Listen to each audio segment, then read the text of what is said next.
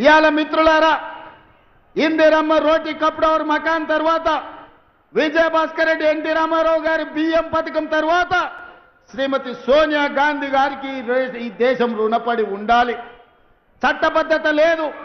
అందుకే ఆహార భద్రత చట్టాన్ని పార్లమెంటులో తెచ్చి పేదవాడికి తినడానికి అవసరమైన అన్ని వసతులు ఏర్పాటు చేయాలని ఆహార భద్రత చట్టం శ్రీమతి సోనియా గాంధీ గారు పార్లమెంటులో తెచ్చి పేదవాడి ఆకలి తీర్చడానికి సోనియమ్మ చట్టాలు చేసింది.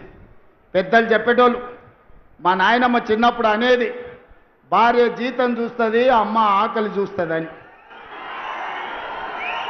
భార్య మొగుడుకొచ్చే జీతం లెక్కేస్తుందంట, అమ్మనేమో కొడుకు కడుపులో ఉన్న ఆకలిని అంచనా చేస్తుందంట.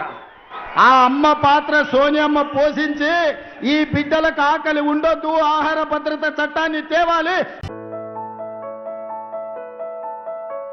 ప్రతి ఒక్క ఐవీఎఫ్ క్లినిక్ లో మేము మీకు ఈ డిస్కౌంట్ ఇస్తాము, ఆ డిస్కౌంట్ ఇస్తామంటారు. కానీ మేము బిడ్డని ఇస్తాం అని ఎందుకు చెప్పడం లేదు? మనం ప్రామిస్ కోసం డబ్బులు ఇస్తున్నామా లేదా తల్లిదండ్రులు కావడం కోసం చెల్లిస్తున్నామా?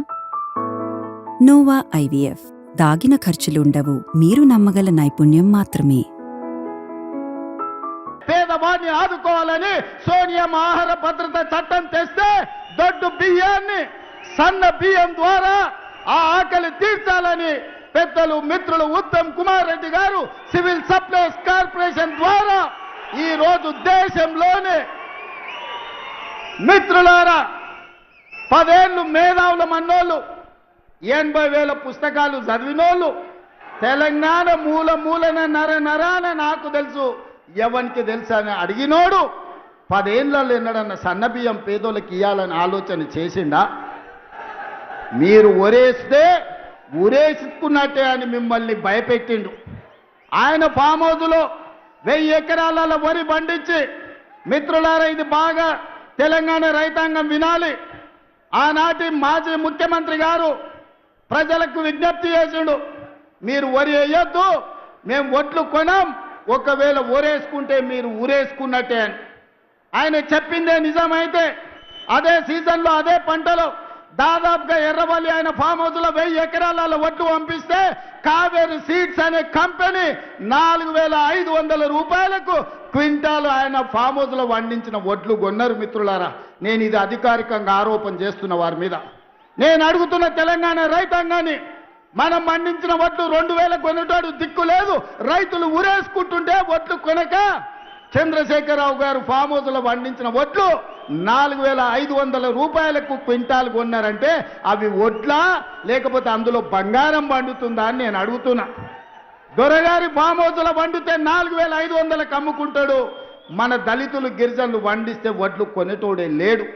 అందుకే నేను ఉత్తమ్ కుమార్ రెడ్డి గారు, బట్టి విక్రమార్క గారు ఆలోచన చేసినాం, చర్చించినాం. ఎంత ఖర్చైనా పర్వాలేదు, ఎన్ని కోట్లైనా పర్వాలేదు, పేదలు పండించిన ప్రతి చివరి గింజ వరకు ప్రభుత్వమే కొంటుంది. సన్న ఒట్లు పండిస్తే 500 బోనస్ ఇస్తామని చెప్పి నిర్ణయించి ఇవాళ 500 రూపాయల బోనస్ ఇస్తున్నాం. నల్గొండ వాళ్ళు తెలివైన వాళ్ళు, చైతన్యం ఉన్నోళ్ళు ఏదైనా అడ్వాన్స్గా అందిపుచ్చుకుంటారు.